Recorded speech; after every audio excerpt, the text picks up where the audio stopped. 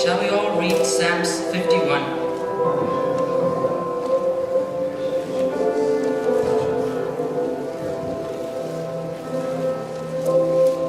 We'll read up till verse 6. Psalms 51 up till verse 6. This morning I'm just out here to give just one more reason to worship Him. That's all that God has told me to do this morning. So that's all I'm going to do. I just want to read Psalms 51, the first verse till verse 6. Have mercy upon me, O God, according to thy loving kindness, according to the multitude of thy tender mercies. Blot out my transgressions. Wash me thoroughly from my iniquity, and cleanse me from my sin. For I acknowledge my transgression, and my sin is ever before me. Against thee only have I sinned, and done this evil in thy sight, that thou mightest be justified when thou speakest, and be clear when thou judgest. Behold, I was shapen in iniquity, and in sin did my mother conceive me. Behold, thou desirest truth in the inward parts, and in the hidden part thou shalt make me to know wisdom. That last verse, that behold, thou shalt desire truth in the inward part, and in the hidden part thou shalt make me to know wisdom.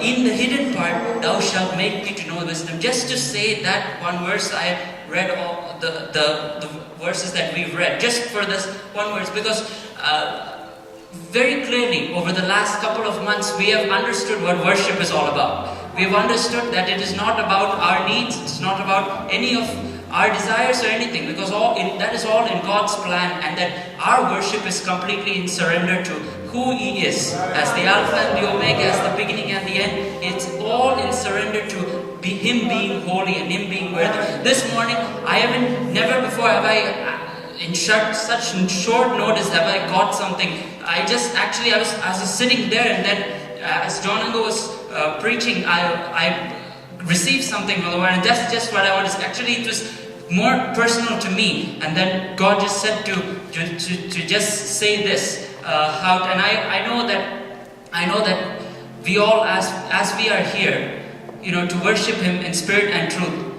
Not all of us might come. Not all of us might be in a situation where we might be able to express our full gratitude or our full inner, our everything, because there might have been some distractions, or there's some hindrances that always deviates us to the side. But this morning, what I wanted to say, that the message that God gave me to say, that wait for your calling.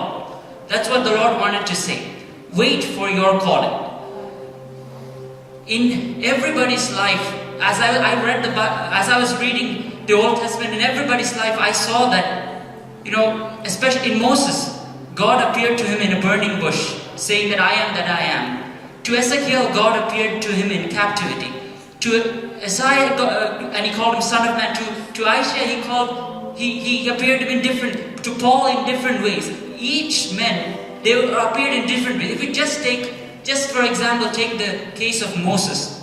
God appeared to him when he was in Midian, when he was tending the flock. I don't think, and what God gave me was, I don't think it was all of a sudden that Moses unexpectedly went up to the mountain and he saw the burning bush and God said, I am that I am. No. I think Moses knew very well ahead that he was going to get called by the Lord. Because if he didn't know, God wouldn't appear to somebody all of a sudden saying, I need you for this, I need you for that. He would have been, if he was having a mindset, I was going to be dwelling in Midian, I would be married to Jethro's daughter, and I will stay there and be a wealthy man for all the days of my life attending the flock, God would have never called him. In his heart, and I firmly believe in his heart, he was ready for the calling of God. How did God call him then? He prepared himself for the calling of God. God appeared to him in the burning bush.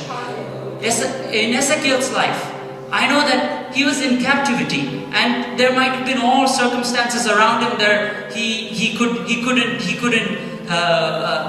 completely, all of a sudden God wouldn't have just called upon him, But I think in his captivity, even though he was in his captivity, he was preparing for the voice of the Lord. Those that prepare for the voice of the Lord will see the Lord face to face. I believe that with all my heart, one way or the other. Just because the Bible, so nowadays, we've heard that God has called a lot of people, rising up a lot of people from different areas. We are all serving one God, but the way He deals with each one of us is unique. The purpose in which one person is called for is different from the purpose in which somebody else is called for. The final calling that you will receive, I believe it with all my heart, the final calling that you will receive will be the calling of your purpose, the calling for your existence. That calling doesn't mean you will be gone into the ministry. It can be a vast array of different callings. It could be to do something else or to do something else. But all nonetheless, that was what you were brought here for. That is what your purpose was for. In Ezekiel, I was quickly reminded, chapter 47 said, we were looking at that the last time. He went in through the door and he saw the rivers rushing out. One word was there that only after last week that I understood. There's one key word that says, God took him to the sanctuary again. God took him to the sanctuary again, and only again when God took him to the sanctuary did He show him this revelation of water, which means he had already been in this place. That means what I was asking God was, at that time when God took him to the sanctuary, the first time, it was the second time when He took that He showed him the revelation. The first time, He was showing him all these things, the outer courts, the inner courts. If it was any man, you would be so overwhelmed that he wouldn't be able to grasp that deep revelation that God was going to have in store inside the sanctuary. But God took him around everything. And then the second time, it says, God took him to the sanctuary again. When you are ready, God will give you the revelation that you were called for. That is your revelation, unique to you, that nobody else has. There are a lot of things that were unique to Ezekiel's life, that were unique to Moses' life. Only in Moses' life did the Red Sea depart in two. Only in Ezekiel's life did the dry bones become as fresh. But Ezekiel, all those things that came up to him, that is not what he was called for. I believe the final revelation that he was received was his purpose revelation. That each one of us has that revelation. Each one of us will receive that revelation if we wait on the Lord. If you wait on the Lord, just because the Bible ended with John doesn't mean that him appearing in a burning bush ended. It doesn't mean that him appearing in visions as clear as reality ended. It is very real. We have to wait on the Lord. He could appear to us in a burning bush. He could appear to us in ways that we cannot even imagine. All that we have to do is wait upon the Lord.